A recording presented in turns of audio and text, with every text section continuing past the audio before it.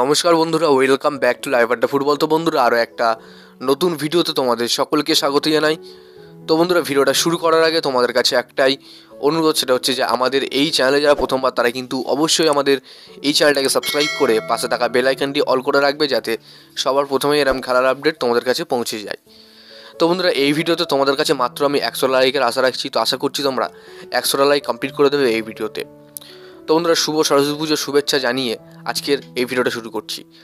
তো আজকে এই ভিডিওতে কিছু রিউমারের কথা আছে এবং কিছু চুক্তি শেষ, চুক্তি মেয়াদের কথাও আজকে এই ভিডিওতে আলোচনা করব। তো তোমরা ভিডিওটা একটু স্কিপ না করে পুরোটা দেখতে থাকো। 1 সেকেন্ডও স্কিপ করলে তোমরা কিন্তু কিছুই বুঝতে পারবে না।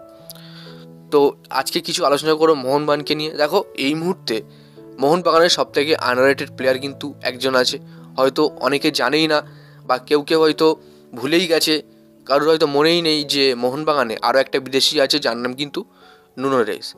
তো বর্তমানে প্রায় 1-2 সপ্তাহ ধরে অনেক জায়গা থেকে খবর বেরিয়ে আসছিল যে নুনো রেস তিনি নাকি দল ছেড়ে দেবেন মোহনবাগান, তিনি নাকি আবার মেলবোর্ন সিটিতে ফিরবেন, তিনি এ লিগে আবার ফিরবেন। তো এমন অনেক কথা কিন্তু বেরিয়ে আসছে। তো বর্তমানে দেখো, নুনো রেস এখন কিন্তু বর্তমানে তিনি কিন্তু মোহনবাগান সুপার জায়ান্টের সাথে চুক্তি তার আছে। বর্তমানে তার কিন্তু 34 বছর বয়স এবং তার নাগরিকত্ব কিন্তু পর্তুগাল। তার কিন্তু পজিশন সেন্টার ব্যাক এবং তিনি পর্তুগালের আন্ডার-21ও খেলেছেন। তো বর্তমানে নুনো রেসের মার্কেট ভ্যালু কিন্তু 2.4 কোটি টাকা। তো দেখো, এই মুহূর্তে নুনো রেসের সাথে দেখো, নুনো রেস কিন্তু মোহনবাগানে যোগ দিয়েছে 15 সেপ্টেম্বর 2024, কিন্তু কন্ট্রাক্ট এক্সপায়ারের যে ডেটটা সেটা কিন্তু এখনও ক্লিয়ার করা হয়নি কোথাও, অর্থাৎ কোনো অফিসিয়াল পেজেই কিন্তু ক্লিয়ার করা হয়নি। আইএসএল ট্রান্সফার মার্কেটেও কিন্তু ক্লিয়ার করা হয়নি যে নুনো রেস তার চুক্তি কতদিন আছে, এই কতদিন শেষ হচ্ছে। কতদিন আছে সেটা আছে, কিন্তু কতদিনের মধ্যে শেষ হচ্ছে সেটা কিন্তু দেওয়া নেই। তো এই মুহূর্তে আমি তোমাদেরকে বলে রাখি, হয়তো নুনো রেস তিনি মোহনবাগান দলের হয়ে নাও খেলতে পারেন, হয়তো তিনি মোহনবাগানে এসেই জাস্ট এই প্র্যাকটিস করেই তিনি চলে যাবেন। আমরা হয়তো আর দেখতে পারবো না নুনো রেসকে জার্সি পরে খেলতে মোহনবাগানের। তো দেখা যাক, এখন সম্পূর্ণ কিন্তু পুরোপুরি হোসে মলিনার হাতে।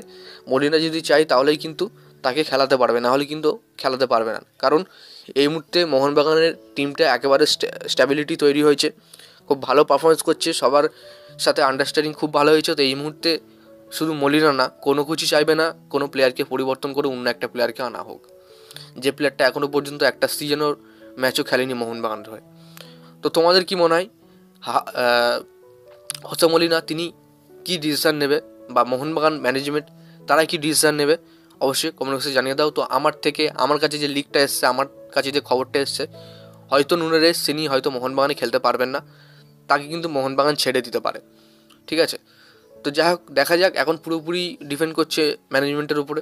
তো তোমাদের কি মনে হয়, আদৌ মোহনবাগানে যদি নুনো রেস থাকে তাহলে নুনো রেসকে কি নিয়ে মোহনবাগানের কোনো রকম কোনো উপযুক্ত হবে নাকি কোনো ক্ষতি হবে, অবশ্যই কমেন্ট বক্সে জানিয়ে দাও। তো আজকের জন্য ভিডিওটা এতটাই ছিল। যদি তোমাদের ভিডিওটা একটু ভালো লাগে অবশ্যই লাইক করে দিও, আর আমাদের এই চ্যানেলে প্রথমবার জন্য হয়ে তাহলে চ্যানেলটাকে সাবস্ক্রাইব করে পাশে থাকা বেল আইকনটি অল করে দেবো। ধন্যবাদ।